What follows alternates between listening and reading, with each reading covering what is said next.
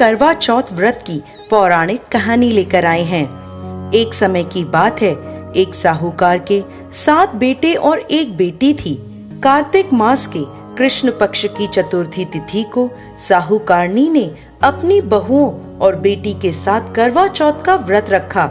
जब साहूकार के बेटे भोजन करने बैठे तो अपनी बहन से खाना खाने को कहने लगे, तो वह बोली, भाई अभी चांद नहीं निकला, मैं चांद को अर्घ देकर ही अपना व्रत खोलूंगी। साहूकार के बेटे अपनी बहन से बहुत प्रेम करते थे। वो उसे भूख से व्याकुल नहीं देख पाए। उन्होंने नगर के पास की एक पहाड़ी पर दीपक जलाकर चलने की ओट में रख दिया और बहन से बोले, देखो बहन, चांद निकल आया, अब तुम अपना व्रत खोल सकती हो। साहूकार की बेटी दौड़ी दौड़ी भाभियों के पास गई और कहने लगी, भाभी देखो चांद निकल आया, चलो व्रत खोलते हैं। ये सुनकर भाभियां बोली, बाईसा ये तो आपका चांद निकला है, हमारा चांद निकलने में अभी समय है। भूख से व्याकुल साहूकार की बेटी चांद को अर्घ देकर भोजन करने बैठ गई। जैसे ही उसने पहला निवाला तोड़ा तो उसे छींक आ गई। दूसरा निवाला खाने लगी तो उसमें बाल निकल आया और तीसरा निवाला तोड़ते ही उसके ससुराल से बुलावा आ गया। पति बीमार है, जैसी भी हालत में है तुरंत ससुराल पहुँचे। माँ बेटी को विदा करने के लिए जब बक्से में से कपड़े निकालती है तो बार बार काले और सफेद रंग के कपड़े निकलते हैं। वो घबराकर अपनी बेटी से बोली, बेटा रास्ते में जो कोई भी छोटा बड़ा मिले सबके पैर छूती जाना, और जो कोई भी तुझे बूढ़ सुहागन होने का आशीर्वाद दे वहीं अपने पल्ले में गांठ बांध लेना। बेटी बोली, ठीक है माँ, और वह अपने ससुराल की ओर चल दी। रास्ते में जो भी उसे मिला वो सबके पांव छूती गई। सबने सुखी रहो, खुश रहो, पीहर का सुख देखो, ऐसा आशीर्वाद दिया। देखते ही देखते वो अपने ससुराल पहुंच गई। ससुराल के आंगन में छोटी ननद खेल रही थी। जब उसके पास गई तो उसने आशीर्वाद दिया, सदा सौभाग्यवती रहो, पुत्रवती हो। ये सुनते ही उसने अपने पल्ले पर गांठ बांध ली और अंदर गई तो देखती है कि उसके पति का शव रखा है और उसे ले जाने की तैयारी हो रही है। वो बहुत रोई। जैसे ही उसके पति को ले जाने लगे वो रोती हुई बोली, मैं इन्हें कहीं नहीं जाने दूंगी। जब कोई नहीं माना तो बोली, मैं भी इनके साथ चलूंगी। जब वो नहीं मानी तो बड़े बूढ़े बोले, ले चलो इसे भी साथ में। वो सबके साथ शमशान चली गई।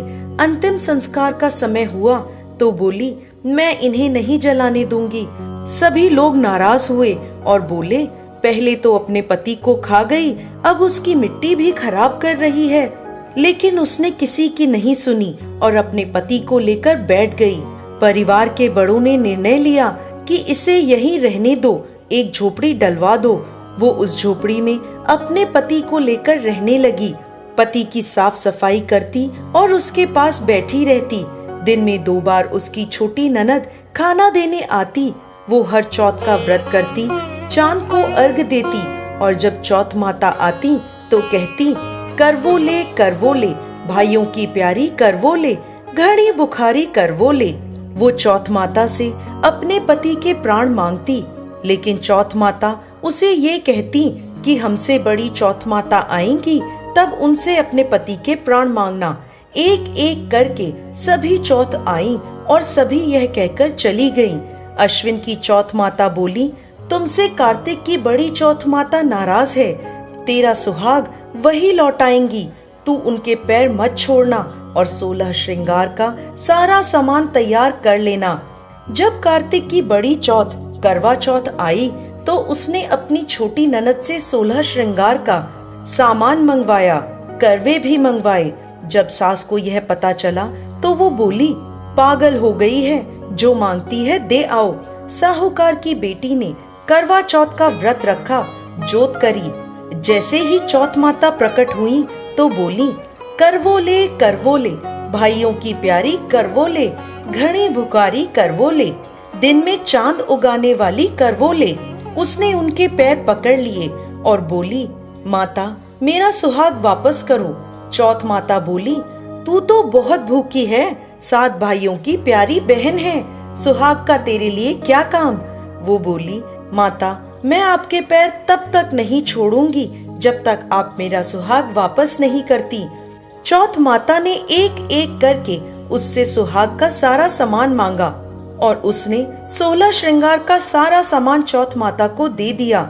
चौथ माता ने आंखों से काजल निकाला, नाखूनों से मेहंदी निकाली, मांग से सिंदूर निकाला और उसे करवे में घोलकर छोटी उंगली से उसके पति को छींटा दिया। छींटा देते ही उसका पति जीवित हो गया और चौथ माता जाते जाते उसकी झोपड़ी पर लात मार गई, जिससे उसकी झोपड़ी महल बन गई। उसका पति जीवित हो गया।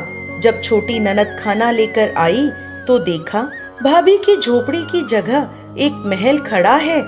ननद को देखते ही वो दौड़ी दौड़ी उसके पास आई और बोली, बाईसा देखो आपका भाई वापस आ गया, जाओ सासू जी से कह दो गाजे बाजे से हमें लेने आए। छोटी ननद दौड़ी दौड़ी माँ के पास गई और बोली, माँ माँ भाई जिंदा हो गया। माँ बोली, भाभी के साथ साथ तेरा भी दिमाग खराब हो गया है। वो बोली, नहीं माँ मैंने देखा है, सच में भाई जिंदा हो गया है। सभी घर वाले गाजे बाजे के साथ अपने बेटे को लेने पहुँचे। बेटे को जिंदा देखकर सास बहू के पैर छूने लगी और बहू सास के पैर छूने लगी। बहू बोली, माताजी देखो आपका बेटा वापस आ गया। सास बोली, बहू मैंने तो साल भर पहले इसे भेज दिया था, ये तो तेरे भाग्य से वापस आया है। हे चौथ माता, जैसी पहले लड़की के साथ करी वैसे किसी के साथ मत करना, और जैसे बाद में उसे अमर सुहाग दिया वैसे ही इस कथा को कहते, सुनते और हुंकार भरते सब पर कृपा करना। जय चौथ माता।